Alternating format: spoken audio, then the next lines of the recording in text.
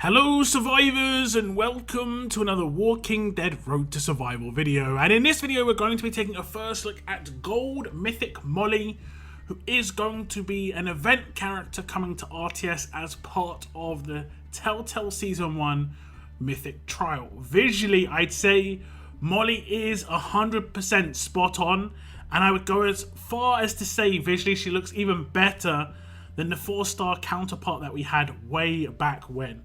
When I originally saw her art when she was teased, I was like, damn, Molly's actually looking really accurate to how the game, kind of brought her to life. And she's looking absolutely great on this right-hand side here. I love everything about her visuals here. I cannot complain at all. On the left-hand side, she's scaling the side of the building, what we saw before. And she does indeed look absolutely awesome. I guess this would be one of those buildings in Savannah. You can see she's going to have that ice pick in her hands, but she hasn't got an attached weapon on the right-hand side. So possibly that could mean a Molly's weapon coming along in the future. We'll have to wait and see. You can see at level 720 LB3, she has got 20,081 attack, 15,060 defense, and 15,060 HP. She's a fast character, of course. Considered a medic. So she's got the medic role bonuses. She's a gold mythic as well. And then obviously she's going to be joining the Telltale Season 1 Allegiance, making her, I believe, thus far, the 5th character to come out during this mythic trial. Just one more to go. Now first off, we'll look at Molly's Adrenaline Rush, and it's a 66 AP cost rush. Make 2 attacks of 250% damage, 500% total, against 2 enemies each. Revive a single teammate for 100% of their max HP. So very much in line with the other Telltale characters in terms of multiple hits against multiple characters. The damage is actually pretty good, and her base attack is not terrible at all. The fact that she revives someone is great. So, someone's obviously downed, she can pick them straight back up again. You're dealing with some very heavy hitting characters on defense teams now, in terms of like their specialist skills. Some of their rushes just do like flat damage.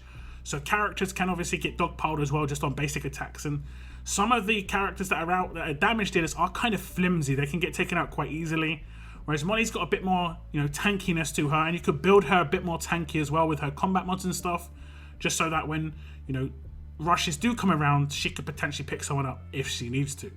Okay, so we can show you the adrenaline rush of Molly here. You can see I have got a teammate downed. I have brought a 5-star along just to make it a bit easier to show you. I do my adrenaline rush, and what you'll see is the 5-star will get picked up, but it'll obviously be any character that would be downed in that situation.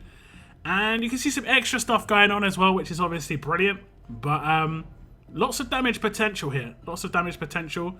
Now, obviously, she's not really a damage dealer. She's not going to be getting the same amplifications that some other characters potentially would in Telltale. But her damage isn't going to be anything to be sniffed at all. So we'll get into the upgrades on the Adrenaline Rush. And you can see at grade 2, she gets an extra 50% damage per attack. So initially, it is only 200% damage and gets boosted up to 250%. At grade 4, it gets to the upgrade where she revives a teammate with 25% of their max HP. At Limit Break 1, it gets boosted up to 50% of the max HP, and at LB3, it gets boosted up to 100% of their max HP. So Molly's upgrades are just more about how much HP the character that she picks up is going to have. Now at LB3, 100% bonus HP is actually going to be really important, and do remember she could potentially be used on a defense team. If you pick up a character on a defense team, she could be picking up someone and, they've got 50k HP instantly, which is obviously going to be great. But it looks like you're going to be able to get pretty decent amount of power on this character, even just at LB1, in terms of 50% HP on the character that you pick up is actually still pretty decent. LB3 obviously is a lot better, but I think this is actually pretty good for this Adrenaline Rush. And like I said, it can potentially do pretty decent damage if you gear Molly correctly. But I think you're more likely to rely on the damage dealers in your team there. Just see this damage as a bit of a bonus. And while this is going to crit every single time, if you do have Clementine in the team, keeping Molly alive so she can pick characters up that do get dropped is probably a bigger priority. Now Molly, of course, does have a signature move. It is called a Helping Hand.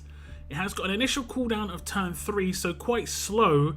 A cooldown of 2 turns, number of uses unlimited. Attack a single enemy for 100% damage, revive a single teammate with 50% of their max HP. So the issue with the cooldown here is that she's most likely going to be rushing off of turn 3.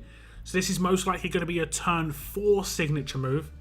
It would also mean that this is no longer going to take advantage of Clementine's boost, where it's going to be a guaranteed crit, and it isn't a guaranteed crit on the signature move itself. It's just a basic attack, which I think if that was going to be the case, I would have definitely think that making it a guaranteed crit would have been better, just to make other things in her kit proc, or potential weapons. Obviously, you could potentially put the weapon that does impair a line on Molly, and that's going to be very, very useful. The next one is reviving a single teammate is nice. Obviously, on a signature move is nice. It does mean that she could potentially revive on turn 3 and on turn 4. And obviously could be commanded on turn 5 to revive again with her adrenaline rush. So the turnaround on her, kit to pick characters up if things go wrong on attack or defense is actually pretty decent. Okay, so we're now on turn 4, and this is where they're going to get the natural kind of like convenience to do this signature move, because turn 3 was the adrenaline rush turn. So I target someone who I wanted to do the signature move against. I do some damage. This time I did crit, but it wasn't guaranteed, but I did crit.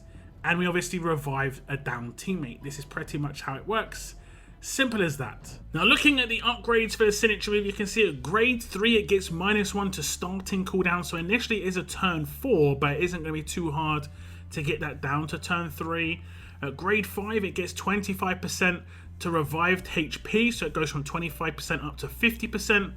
And at limit break 2 it gets -1 to cooldown, so it goes from a 3-turn cooldown down to a 2-turn cooldown. That is quite important, not necessarily for raids and defense teams, but maybe defense teams to a certain extent. But it could be important for things like Conquest, Challenge Run, or anything else in the future that does require this to happen on a regular basis. I think overall this signature move is actually pretty good, but obviously I think I would have much preferred if it was turn 2 or it did guarantee the crit. There is definitely some tweaks that this could have had to make it a bit more ideal, in my opinion. It does also mean her AP turnaround is not going to be very good. She's not going to get very good AP because she's going to be doing basic attacks to get her adrenaline rush, so she may not even rush naturally off of turn 3. So she may need to still do her signature move turn 3 to actually be able to do her adrenaline rush turn 4. So yeah, not ideal in that circumstance, in my opinion. Now, Molly, of course, does have those mythic abilities. These are her passive skills. She is going to have spirit because she is a medic, but she doesn't do much healing outside of, the actual health that people have when they're revived. And I don't know if that actually gives the characters bonus HP. I didn't actually notice it with the clips that I was doing before. She might have healing in the rest of her kit. As you see at the start of each turn, 40% chance to revive a teammate for 50% of that max HP. So she has a 40% chance to just revive people every turn as well. That's actually pretty good. So she's very heavy revive based, but nothing towards Telltale when it comes to her kit so far. Next up is Patch Up. At the start of each turn, 40% chance to heal a teammate for 50% of their max HP. That is obviously pretty nice. It's going to be a big bonus, but it is just complete RNG 40% of the time. Now, you could have her in her hands like a fast healing weapon. Even on an attack team, there is that weapon that was in one of the league stores a long time ago. I think it was Barker's knife. It had 8% AP, 8% bonus HP, but also had that fast healing in the last slot. That could be very good in Molly's hands. And the last one is Protective Layers. When a teammate revives, 100% chance a single teammate gets Guardian Shield. Now, in a lot of circumstances, that would be the character that gets picked up, particularly if it's a revive from the passive or the signature move. However, if you do have an LB3 Molly, it will never give the Guardian Shield to the person who gets revived off the rush, because they will have 100% HP. Unless, I guess, everyone else has 100% HP, which is very unlikely, as Guardian Shields always go to the person with the lowest HP. And I believe it's kind of changed over the years. It's flip-flopped back and forwards from the lowest percentage HP to the lowest actual number of HP. It's been both over periods of time. For the longest time it was lowest percentage, but then it changed to lowest number. I'm not actually sure which one it is now. Okay, so we have got Molly here on a defense team. This is just to show you the revive capabilities and the healing from her passives. If I hit defend a couple of times, we'll see if she does actually just pick someone up randomly. There's the 40% chance, and we'll see if we'll just stun just to see if she picks up someone else, and maybe we'll see the heal as well. We did see another revive come in, and the character got healed. That is actually kind of interesting to know, that the person she picks up with the revive can also get the heal from her passive as well. So it procced twice on the same character. Now healing, again, will generally go to the person with the lowest HP, but that should have been not the top one, but it could have been basically any of the characters that she picks up. So if I just keep defending, we're going to have the same scenario, like potentially another character gets picked up, potentially another character could get healed. There we go, you can see the heal come in. This is quite useful, but she doesn't have any healing otherwise, so it is quite RNG, but you are going to see some bonus HP come in when that does actually proc. And that bonus HP, of course, is because of her passive Spirit. And when we look at the upgrades of these passives, you can see she gets the first half of Coming Out Alive, which is the 20% chance to revive a teammate with 50% of their max HP. And at grade 2, she gets the first half of Spirit. At grade 3, she gets the second half of Coming Out Alive, making it a 40% total. At grade 4, she gets the first half of Patch Up, which is 20% chance to heal a teammate for 50% of their max HP. At grade 5, she gets the first half of Protective Layer, which is a 50% chance a single teammate gets Guardian Shield when she actually revives somebody. That's why you saw the Guardian Shield actually popping up. And then if we just scroll down to the limit breaks, you can see at limit break 1, she gets the second half of Spirit, making it 20% bonus HP on all healing done. And that is mainly going to be on her passive. And then you can see Patch Up 2 comes in, making a 40% chance to heal a teammate. And lastly, she does have the second half of Protective Layer, which is going to be a 100% chance that a single teammate gets a Guardian Shield when she does the revive. This is actually going to be useful because she's going to be doing revives on her rush, signature move, and a little bit of RNG on those passives. This is good for a defense team, an attack team, and it will stack with her specialist skill as well, which generally isn't the case. And that specialist skill is Guardian 2.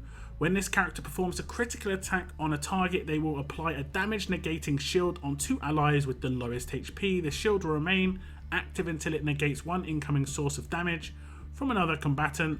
Maximum 2 specialists applied shields per turn. That does mean that obviously only one specialist Guardian 2 shield can actually apply per turn because it does 2 shields. It is worth noting as well that any damage that you take from any character that also applies any control that gets blocked by a Guardian Shield also blocks the control, which is a nice little bonus. And she could potentially be putting up multiple Guardian Shields a turn. She could do the 2 from her Adrenaline Rush, and she could do an extra 1 if she does revive somebody on that Adrenaline Rush, or the signature move if she hits a crit, same sort of a deal. Obviously she has to do an attack for this specialist to actually proc, so she can't obviously put up 3 just from her passive proccing, but once she gets the attack in, that's nice. Now, if she does multiple hits on her rush, which is I think she can do up to 4, if she crits every single one, it still will only do 2 Guardian Shields overall, but she gets 4 tries effectively to hit a crit. And against a lot of these tank characters with their crit resistance, that's going to be very, very useful. Again, Guardian Shields go to the character with the low HP, and it is worth noting, I believe this is the first Guardian 2 to make it into the fast category, which is great, especially for Challenge Run. Honestly, Challenge Run is horrific for fast characters. You're basically tanking those stages with your face, and this is going to make it a lot nicer. Your survivability during those stages is going to be massively improved. So if you are trying to progress through Challenge Run and having a hard time, Molly is going to help you out quite a lot. Now, Molly does not have an attached weapon, and like I said, there are some options that you may have already, in your hands, in your inventory that you can put into Molly's hands. But if you don't, you could potentially just make her more of a damage-dealing weapon rather than a healing weapon. Honestly, there's a few ways you could go. You could just give her a very defensive weapon for a defense team, and just rely on, her having lots of sources of revive. She will not rush very quickly though.